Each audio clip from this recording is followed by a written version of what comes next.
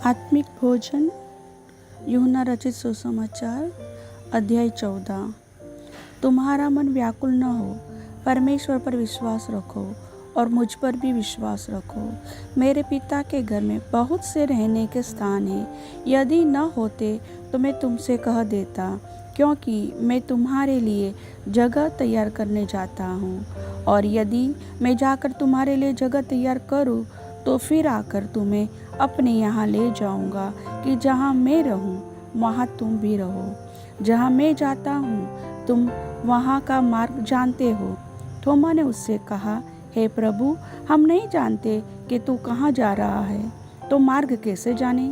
यीशु ने उससे कहा, मार्ग और सत्य और जीवन मैं ही हूँ। बिना मेरे द्वारा कोई पिता के पास नहीं पहुँच सकता।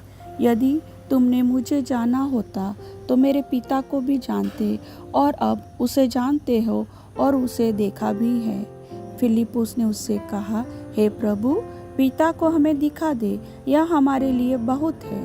यीशु ने उससे कहा, हे फिलिप्पुस, मैं इतने दिन से तुम्हारे साथ हूँ, और क्या तू मुझे नहीं जानता?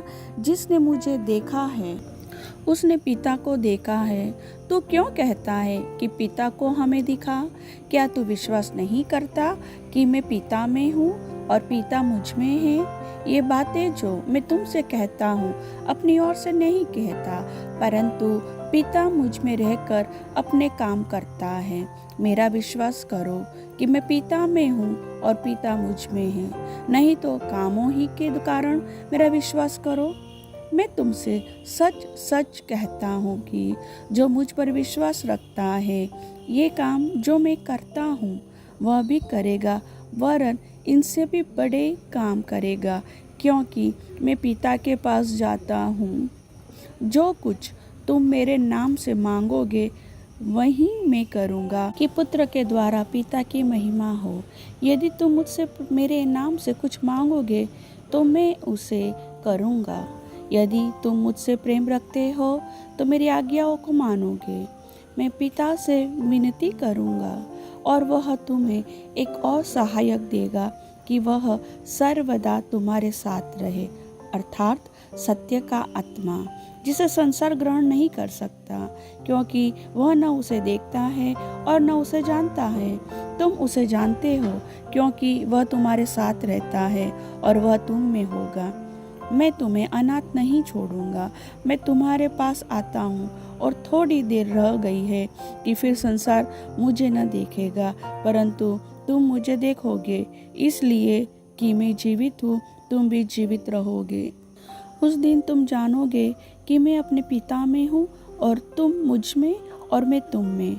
जिसके पास मेरी आज्ञाएं हैं और वह उन्हें मानता है, वही मुझसे प्रेम रखता है, और जो मुझसे प्रेम रखता है उससे मेरा पिता प्रेम रखेगा, और मैं उससे प्रेम रखूँगा और अपने आप को उस पर प्रकट करूँगा। उस यहूदा ने, जो इस्करियोती न था, उससे कहा, हे प्रभु, क्या हुआ कि तू अपने आप को हम पर प्रकट करना चाहता है और संसार पर नहीं? यीशु ने उसको उत्तर दिया, कोई मुझसे प्रेम रखेगा तो वह मेरे वचन को मानेगा, और मेरा पिता उससे प्रेम रखेगा और हम उसके पास आएंगे और उसके साथ वास करेंगे। जो मुझसे प्रेम नहीं रखता वह मेरे वचन नहीं मानता। जो वचन तुम सुनते हो वह मेरा नहीं वरन पिता का है जिसने मुझे भेजा।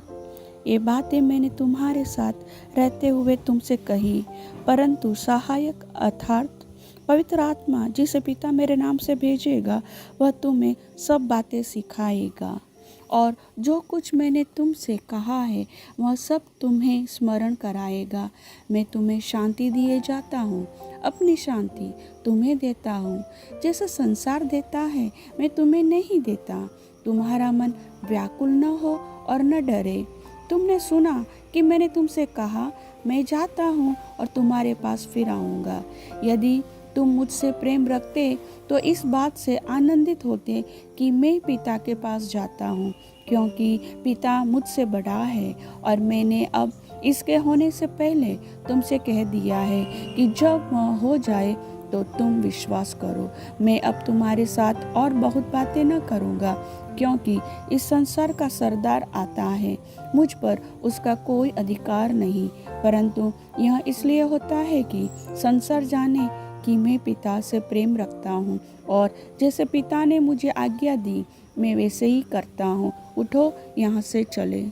वचन के सुनने वाले की परमेश्वर पिता आत्मिक उन्नति करे। आमीन।